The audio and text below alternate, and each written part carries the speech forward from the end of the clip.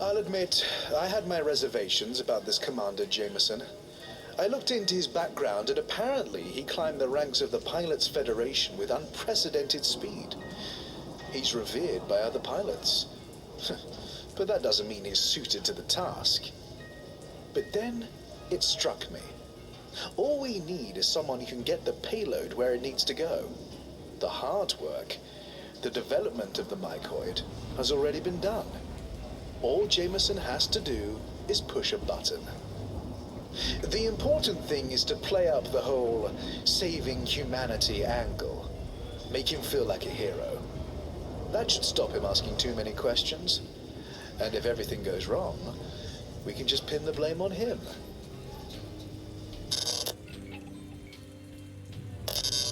Having received the payload from the Alnath system, we prepared a number of medium-range missiles loaded with the weaponized version of the mycoid. Jameson will be here in 3 days to prep for the mission, which should give us more than enough time to fit his vessel. Apparently, he insisted on using his own ship. I've also ordered that some special modifications be made to his craft. He'll have to get close to launch the missiles, so it's unlikely he'll be coming back. But if he does survive, there are contingencies in place. Welcome, Commander Jameson. Your reputation precedes you. We are extremely grateful you chose to accept this mission. I understand that the purpose of the assignment has been explained to you, but allow me to reiterate. This mission, if executed successfully, could mean the end of our war with the Thargoids. Its importance cannot be overstated. The consignment has been loaded onto your ship. We have made some minor modifications to your vessel, but it should not affect the performance or functionality in any way. This is an extremely dangerous mission, Commander. You will be heading deep into enemy territory. If anything goes wrong, you're on your own. Good luck, Commander. The future of the human race is in your hands. All our hopes and prayers go with you.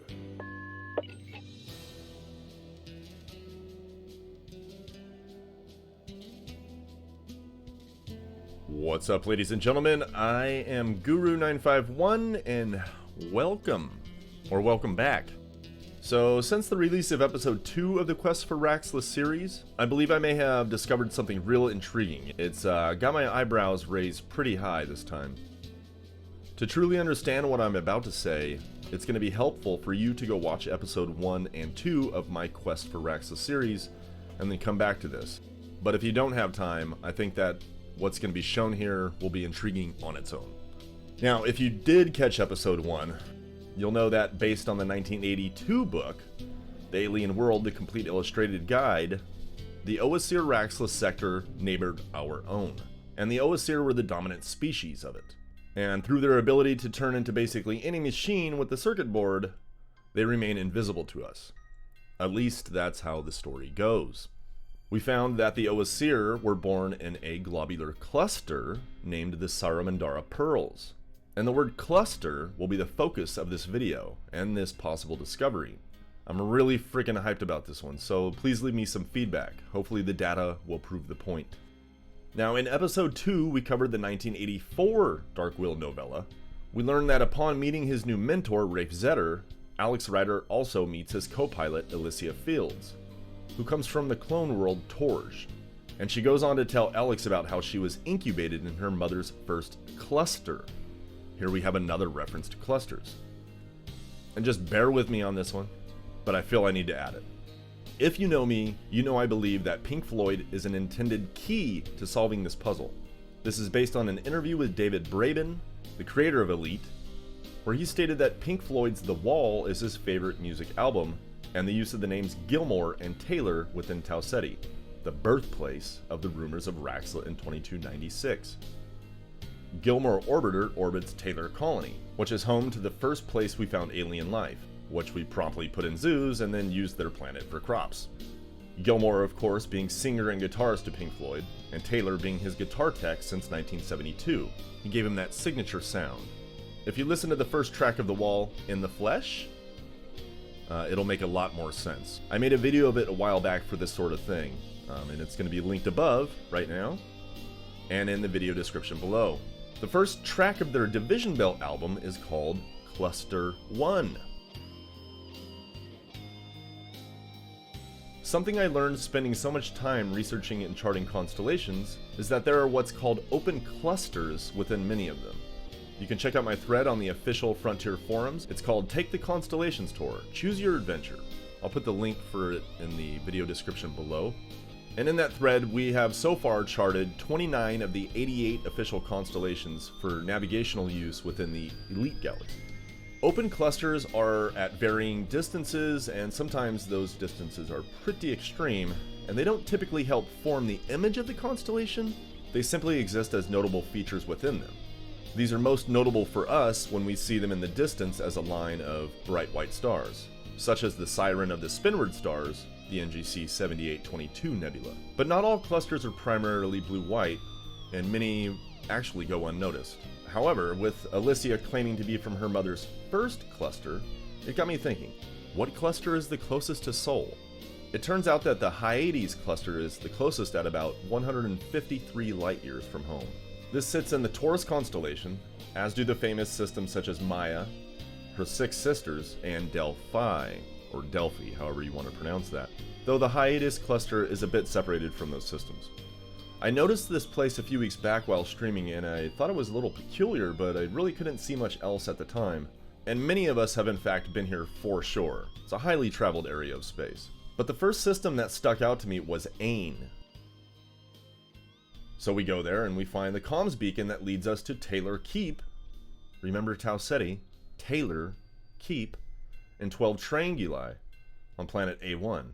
This is where we find the other half of the John Jameson mission, where he unknowingly committed genocide against the Thargoids. This is the INRA base that he launched from with the mycoid virus, and this place gives us the logs from his mission Givers, which are obviously also his murderers.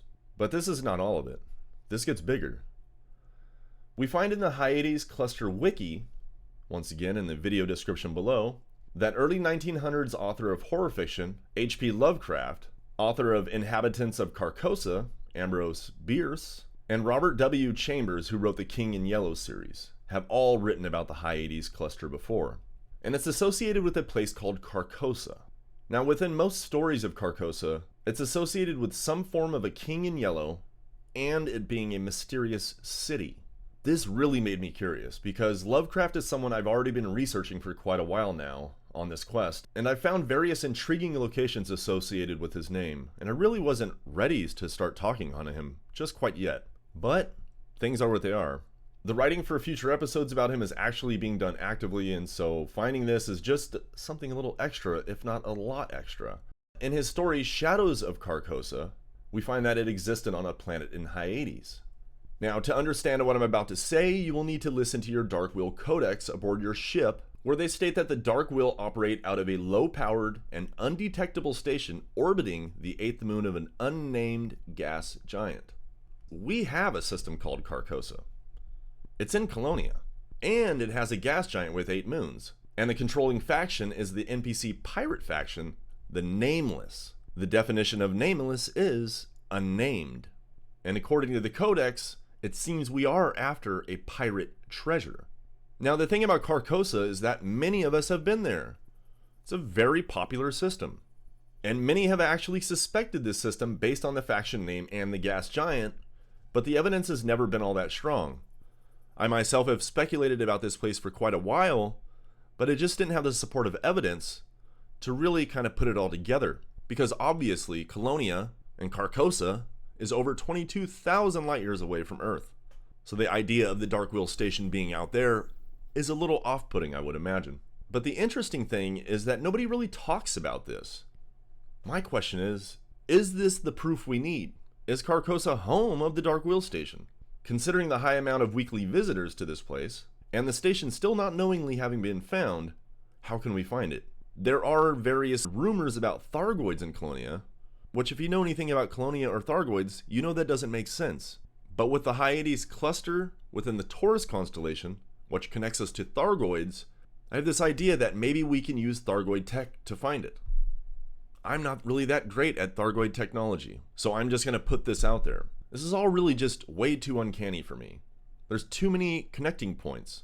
And it doesn't help that the first long-range passenger the Nameless offered me, outside of Colonia, was to the tourist beacon Celestial Treasure in 69 Upsilon Tauri, which is 22,000 light years away, in the cluster. Wish me luck, and catch me on stream completing this mission and more. So with that being said, ladies and gentlemen, let me hear what you got to say about it. Do you have anything to say about it? Does it seem like a sound theory? What are some things we can do to look at this even a little bit deeper? I look forward to hearing from you. Have a great day, y'all. Take care of yourselves.